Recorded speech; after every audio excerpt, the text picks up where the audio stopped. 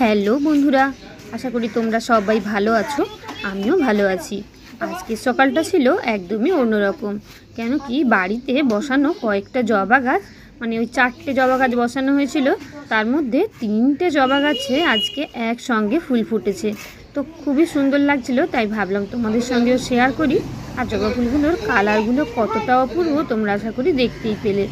তো আজকের ভিডিওটা শুরু থেকে শেষ অবধি দেখতে থাকো। তোমাদের সঙ্গে দারুণ একটা পাবদা মাছের রেসিপি শেয়ার করব। তার আগে শেয়ার করে নিই আজকে দুপুরের লাঞ্চ থালিটা।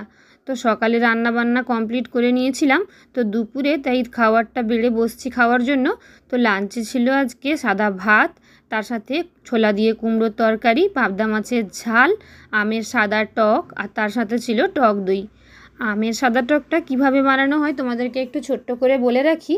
কোনো কিছুই নয়, এভাবে শুধু আমগুলোকে পিস পিস করে সামান্য লবণ মিশিয়ে গরম জলে ভালো করে ভাপিয়ে নিলেই আমের সাদা টক রেডি। এবার আমগুলোকে ভালো করে হাত দিয়ে চটকে ঢকঢক করে জলটা খেয়ে নিলেই মানে এতে পেটটাও অনেক ঠান্ডা হয় আর খেতে সত্যিই টেস্টি লাগে। তো চলো এবার তোমাদের সঙ্গে শেয়ার করি পাবদা মাছের একটা অত্যন্ত সুন্দর রেসিপি। পাবদা মাছ আমরা প্রায় 4 থেকে 5 ভাবে খেয়ে থাকি। এই রেসিপিটাও তাদের মধ্যে একটা ভীষণ সুন্দর রেসিপি। তো তার জন্য দেখো, প্রথমে নুন হলুদ দিয়ে মেখে রাখা পাবদা মাছগুলোকে ভেজে নেব। পাবদা মাছ যারা রান্না করেছো তারা তো জানোই ভীষণ পরিমাণে তেল ছেটায়, গায়ে হাত পায়ে তেল ছিটিয়ে পড়ার সম্ভাবনা থাকে। তাই গ্যাসের ফ্লেম মিডিয়াম টু হাই করেই একটু ঢাকা দিয়ে পাবদা মাছের এক পিঠ ভেজে নিয়েছি। তারপর আবার গ্যাসের ফ্লেম লো করে অপর পিঠ উল্টে নিয়ে পারলে আবারও কিছুক্ষণ ঢাকা দিয়ে অন্য পিঠও ভেজে নেব। দেখো দুপিঠ সুন্দরভাবে ভাজা হয়ে গেছে। আর পাবদা মাছগুলো দেখো একদম ডিম ভর্তি।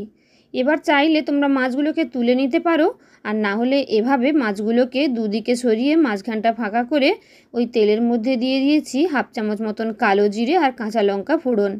এবার এর মধ্যে দিয়ে দিয়েছি একটা মাঝারি সাইজের টমেটো ছোটো কুচি করে কাটা। এবার এই তেলের মধ্যেই হালকা করে টমেটোটাকে একটু নেড়ে চেড়ে নেব, যাতে টমেটোটা হালকা গলে যায়। আর টমেটোটা সুন্দরভাবে গলে গেলে এবার মাছগুলোকে ওই মশলার সঙ্গে উল্টে পাল্টে সুন্দর করে মিশিয়ে নেব, যাতে প্রত্যেকটা মাছের গায়ে মশলাটা লেগে যেতে পারে। দেখো সুন্দরভাবে মাছগুলোতে মশলা মিশিয়ে নিচ্ছি। আর এই রান্নায় তেল একটু বেশি দিতে হয়, তবেই রান্নাটার টেস্ট অনেক বেশি ভালো আসে।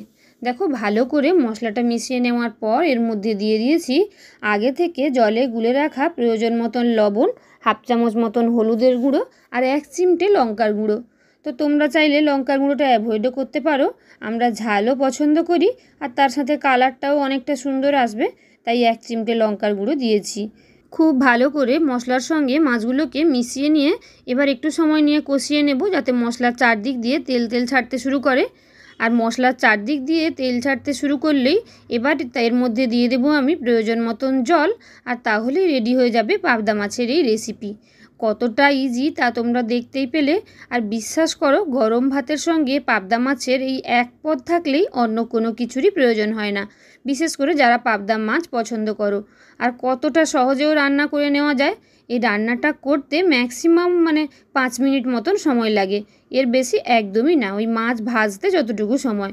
তো জলটা দিয়ে ঢাকা দিয়ে এবার আমি এটাকে মাত্র 2 থেকে 3 মিনিট ধরে ফুটিয়ে নেব। দেখো 2-3 মিনিট ফুটে ওঠার পর ঝোলও অনেকটা কমে এসছে। আর বেশি কমানোর দরকার নেই, কেন কি ঠান্ডা হলে আরও কিছুটা ঝোল টেনে নেবে। এবার আমি মাছগুলোকে আরেকবার উল্টে পাল্টে নিয়ে গ্যাসটা অফ করে দেব।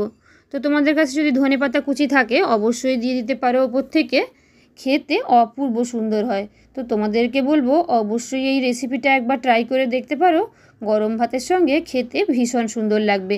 তো আজকের লাঞ্চটা আমি সেরেছিলাম এই সব কিছু দিয়ে। তো তোমাদের সঙ্গে পুরো ভিডিওটাই শেয়ার করলাম। তো আজকের ভিডিওটা এবং পাবদা মাছের এই রেসিপিটা তোমাদের কেমন লাগলো অবশ্যই কমেন্টে জানিও।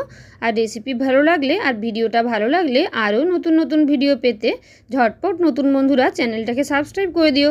টাটা।